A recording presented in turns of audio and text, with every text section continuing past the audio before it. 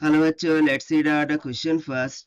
A ray of light intensity I is incident on a parallel glass slab at point A as shown in figure. It undergoes a partial reflection and a refraction. At each reflection, 25% of incident energy is reflected. The ray AB and A dash B dash undergo interference. The ratio of I max by I mean is. So यहाँ पर आप diagram में देख सकते हैं कि intensity of light ये दो ग्लास की पैरेलल प्लेट पर इंसिडेंट कर रही है. So every in each of the case क्या हो रहा है, कुछ पार्ट रिफ्लेक्ट हो रहा है तो कुछ पार्ट रिफ्रैक्ट हो रहा है. बट वो कितना रिफ्रैक्ट हो रहा है, सो देखिए रिफ्लेक्शन हो रहा है 25%. ठीक, और बाकी का क्या हो रहा है, रिफ्लेक्ट.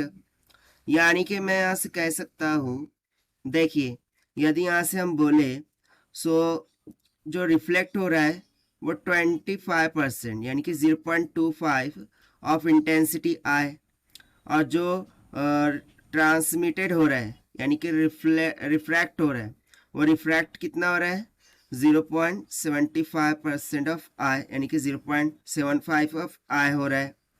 राइट. सो इसके लिए हमें I max to I minimum का रेशियो निकालना है. तो चलिए स्टार्ट करते हैं सोल्यूशन से. But before of its let's talk about the key concept which we are going to use here for this question. So if you remember the formula of I max by I min, वो क्या होता था, this is nothing but is equals to under root में I1 plus under root में I2 divided by, ये maximum के लिए होता था, under root of I1 minus में under root of I2 minimum के लिए, और इसका हो जाता था होल स्क्वायर.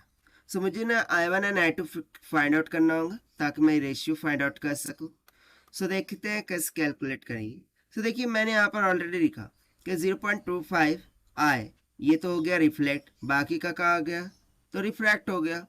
अब ये जब इससे रिफ्लेक्ट होगा सो अगेन ये 0.75, ठीक है 0.75 आई, इसका 0.25% क्या हो जाएगा, रिफ्लेक्ट. सो बाकी बचा हुआ कहाँ चला जाएगा, नीचे, हमें उसका लेना देना नहीं है. अब ये लाइट अगेन इसको टकरा रही है फर्स्ट स्लैब को, ठीक, इंटरफेस कर रही है. सो अगेन क्या होगा कि इसका 0.25% यानी कि 0.25 मल्टीप्लाई बाय 0.75 मल्टीप्लाई बाय 0.75, ये तो था हमारा इनिशियल इंटेंसिटी ये वाला, और उसमें से अगेन 0.75 क्या होगा, यहाँ से बाहर की तरफ निकल जाएगा रिफ्लेक्ट हो करके. इतना क्लियर हो रहा है. सो ये होंगी हमारी ए डैश और बी डैश के लिए इंटेंसिटी, और वहीं पर ए बी के लिए यदि मैं इंटेंसिटी लिखूँ, सो यहाँ से देखिए for A B ray intensity क्या हो गई 0.25 आई, और for A dash B dash इसके लिए इंटेंसिटी कितनी हो गई 0.25 मल्टीप्लाई बाय 0.75 का होल स्क्वायर टाइम्स ऑफ आई के बराबर. इतना क्लियर हो रहा है. सो देखिए ये हमने क्यों कैलकुलेट किया है, क्योंकि यही तो हमें I max and I minimum के लिए इंटेंसिटी देंगे.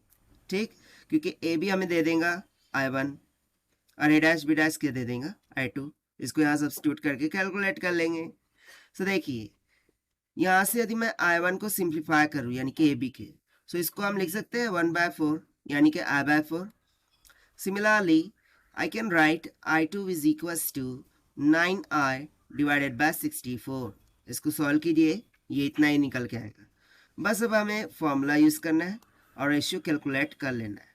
सो यहाँ से हम लिखेंगे कि I max by I min, this will be equals to, in bracket, now I can directly substitute the values क्योंकि फॉर्मूला ऑलरेडी हमने लिख के रखा है. ठीक, सो I1 का मान I/4 प्लस अंडर रूट में I2 का मान 9I/64, ठीक, डिविडेंड में अंडर रूट में I/4 माइनस ऑफ 9I/64 का whole square. So this will be equals to, 4 बाहर आके क्या हो जाएगा 2 हो गया.